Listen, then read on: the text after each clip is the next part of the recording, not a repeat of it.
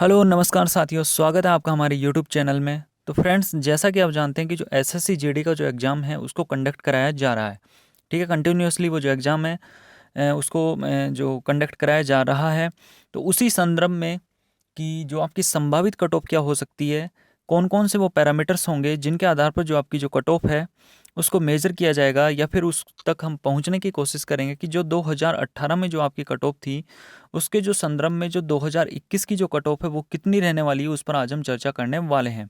तो इस वीडियो को आप बिल्कुल भी स्किप नहीं कीजिएगा, क्योंकि इस वीडियो को बनाने के लिए मैंने बहुत मेहनत की। आप यहाँ पर देख सकते हैं, मैंने हैंड रिटन, हाथ से लिख करके बिल्कुल प्रॉपर एनालिसिस करके ये देख देख कर कि कट ऑफ कितनी रह सकती है, क्या क्या कारण हो सकते हैं कि जिसके आधार पर जो कट ऑफ है आपकी वो कम रह सकती है, ज़्यादा रह सकती है, कितनी रह सकती है, उस पर हम यहाँ पर चर्चा करने वाले हैं।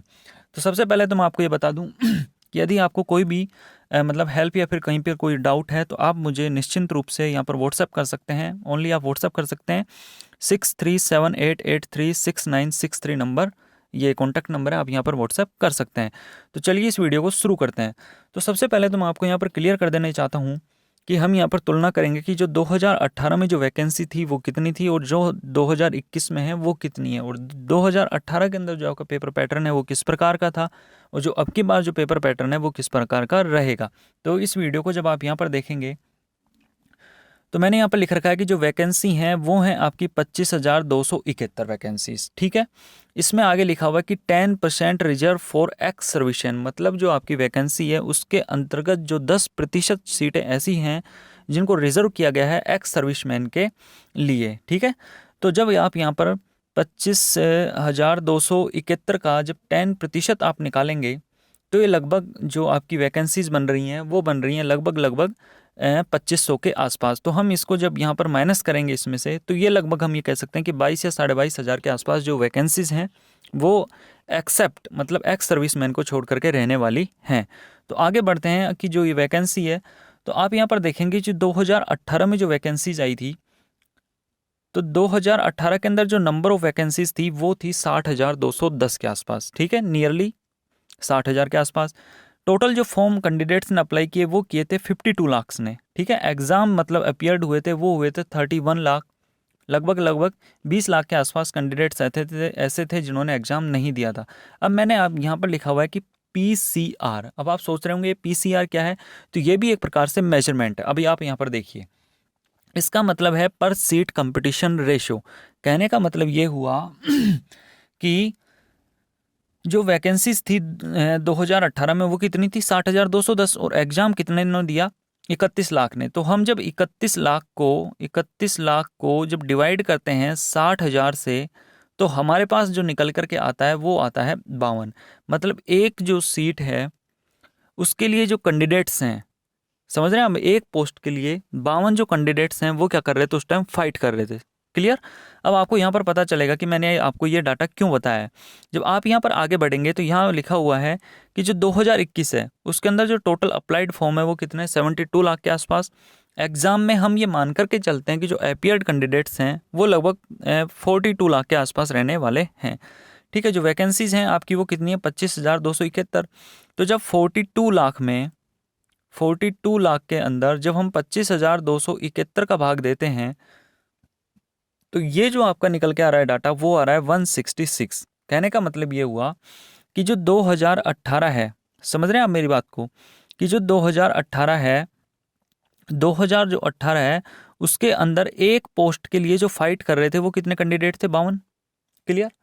जो 2021 है आपका, इसमें जो एक पोस्ट है उसके लिए जो कैंडिडेट फाइट कर रहे हैं वो कितने हैं, वो 166। तो आप यहाँ से अंदाज़ा लगा सकते हैं कि जो कट ऑफ है वो इस जो मेजरमेंट है, जो ये मानक है हमारा, जो हमने ये पीसीआर पर सीट कंपटीशन रेशो का जो मानक लिया है, उसके कंपैरिजन में 2018 के कंपैरिजन में जो आपकी कट ऑफ है वो क्या होने वाली है, इंक्रीज होने वाली है। क्लियर। अब आगे बढ़ते हैं। तो आगे जब हम यहाँ पर बढ़ते हैं, ये देखिएगा आगे लिखा हुआ है यहाँ पर दूसरा कारण क्या रह सकता है। दूसरा कारण ये है कि जो 2018 है, 2018 के अंदर नो नेगेटिव मार्किंग, ठीक है। जो पेपर पैटर्न इस तरीके का था कि 2018 के अंदर नेगेटिव मार्किंग नहीं थी, लेकिन 2021 के अंदर जो नेगेटिव मार्किंग रहने वाली है, अब इसके आधार पर कट ऑफ बढ़ेगी या कम होगी, इस पर भी हम चर्चा करते हैं। आप मान लीजिए आप हैं क्लियर, आप एग्जाम देने गए, एक तो आप देने गए 2018 में 100 क्वेश्चन थे, 100 में से आपने जो क्वेश्चन है वो अटैम्प्ट किए मान लीजिए 75 या मान लीजिए 80 क्वेश्चन आपने अटैम्प्ट किए, क्लियर। 20 क्वेश्चन आपको नहीं आते हैं, क्लियर है। जब 20 क्वेश्चन आपको नहीं आते हैं तो 2018 में जब आप पेपर दे रहे थे नो नेगेटिव मार्किंग, तो 20 क्वेश्चंस को भी यदि आप अटेम्प्ट करते हैं तो मैं ये मान करके चलता हूँ कि एक जो आपका क्वेश्चन होता है उसके अंदर 4 ऑप्शन होते हैं, तो मैं मान करके चलता हूँ कि 20 का 1/4, क्लियर है। मतलब 5 क्वेश्चन आपके राइट होने की यहाँ पर संभावना है, क्लियर। तो यहाँ पर जो आप 80 क्वेश्चन करके आ रहे थे, तो आप कितने करके आएंगे, लगभग लगभग जो नेगेटिव मार्किंग नहीं है तो 85 क्वेश्चन आपके यहाँ पर क्या है, एक्यूरेट आप कर सकते हैं। लेकिन 2021 में जो आप यहाँ पर देखेंगे, मान लेते हैं आपने 80 क्वेश्चन किए, अब 80 क्वेश्चन में से आप मान लीजिए कि 20 क्वेश्चन आपको नहीं आते हैं, लेकिन आप ये चाह रहे हैं, पहली बात तो आप इसको अटेम्प्ट नहीं कर सकते क्योंकि नेगेटिव मार्किंग है। दूसरी कंडीशन क्या है, यदि आप इसको अटेम्प्ट करते हैं तो 20 के 20 आप कभी भी अटेम्प्ट नहीं करेंगे जब भी नेगेटिव मार्किंग की बात होगी। जब बंदा अपनी अच्छी प्रिपरेशन करके गया होगा तो वो ऐसे रिस्क नहीं लेगा कभी भी।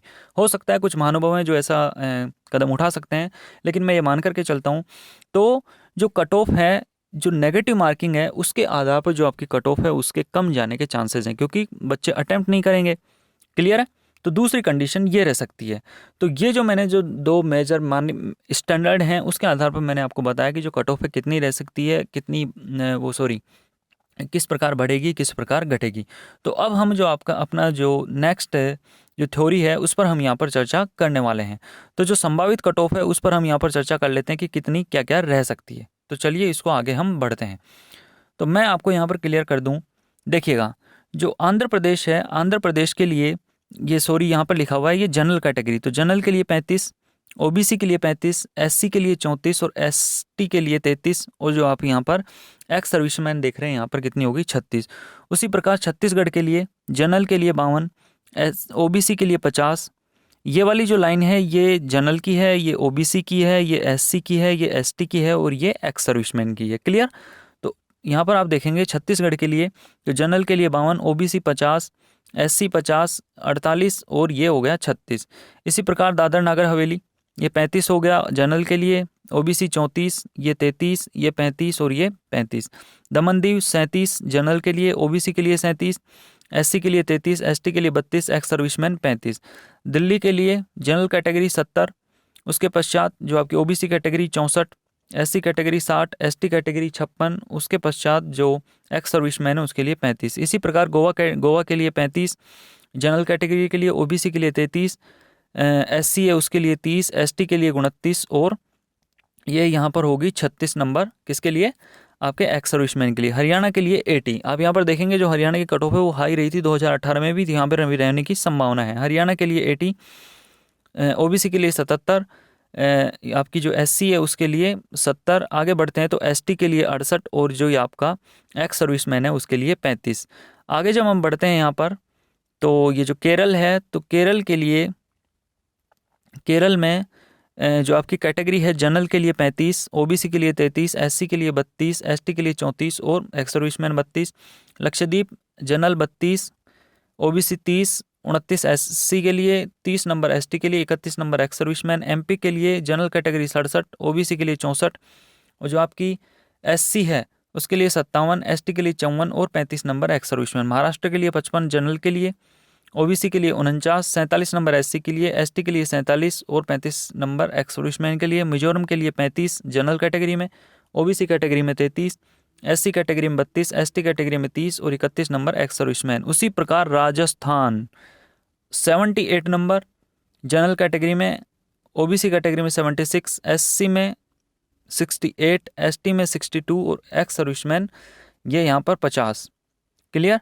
नागालैंड के लिए 44 आपकी जनरल कैटेगरी में, ओबीसी में 33, एससी में 33, एसटी में भी 33 और एक्स सर्विसमैन ये भी 33। आगे जब हम बढ़ते हैं तो उड़ीसा, पुदुचेरी और पंजाब और यहाँ पर हो गया सिक्किम।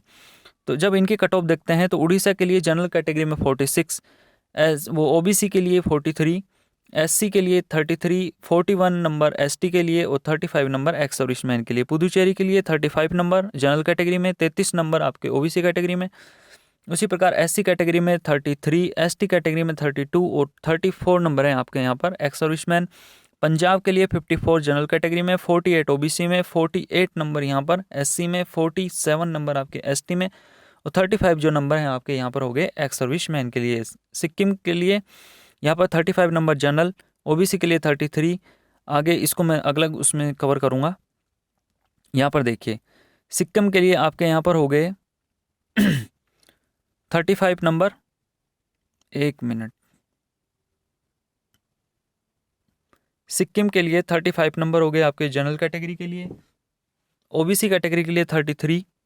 उसके पश्चात आपके यहाँ पर जो SC कैटेगरी है उसके लिए 33, ST के लिए आपके यहाँ पर 33 और जो एक्स सर्विसमैन है उसके लिए 35 नंबर। तमिलनाडु TN यहाँ पर 35 नंबर हैं जनरल कैटेगरी के लिए, OBC के लिए 33, SC के लिए 33, ST के लिए 33 और 36 हो गया। तेलंगाना 46, 40 OBC के लिए, 33 SC के लिए, 33 ST के लिए और 34 आपकी एक्स सर्विसमैन के लिए। त्रिपुरा के लिए 42 नंबर और जो 41 नंबर आ गए हैं यहाँ पर OBC कैटेगरी के लिए, 37 नंबर यहाँ पर हैं SC कैटेगरी के लिए, 33 ST के लिए और 35 नंबर हैं जो आपके ex serviceman. UP 77 number general category, OBC की 74, 66 SC, 68 SC और 35 नंबर आपकी एक्स सर्विसमैन। उत्तराखंड के लिए 67, 63 OBC के लिए, ये 67 है उत्तराखंड के लिए जनरल कैटेगरी, 63 OBC,